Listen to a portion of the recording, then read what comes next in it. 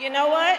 If you want Donald Trump to win, then say that, otherwise I'm speaking. Yeah, threatening us with Trump is not going to suddenly make us vote for you. A lot of liberals think that this is some kind of own, some kind of mic drop, some kind of...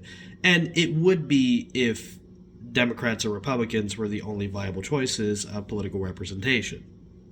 For now they are. But if that was the case, if that was going to be a given, if that was going to be established fact, why did the Democrats keep suing to keep other parties off the ballot? One thing many women within the United States had asked for is for Roe v. Wade to be codified. What was the response to it? Here's the promise I make to you and the American people.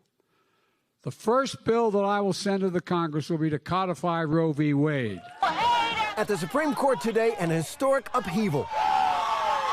In a sweeping ruling that overturned a half a century of precedents, 5 justices ended the right of American women to choose abortion under the Constitution.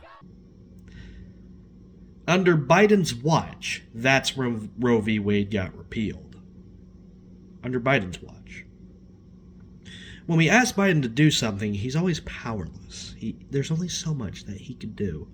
Yet, on September 24, 1957, President Dwight D. Eisenhower flew from Rhode Island to Washington, D.C. to address the nation about violent resistance to 9 African-American students attempting to integrate Central High School in Little Rock, Arkansas. This is the president's 13-minute address where he announced he was sending federal troops to ensure the students' safety. Good evening, my fellow citizens.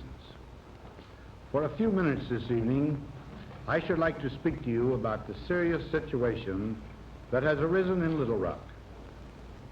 To make this talk, I have come to the President's office in the White House. I could have spoken from Rhode Island, where I have been staying recently, but I felt that in speaking from the house of Lincoln, of Jackson, and of Wilson, my words would better convey both the sadness I feel in the action I was compelled today to make and the firmness with which I intend to pursue this course until the orders of the federal court at Little Rock can be executed without unlawful interference.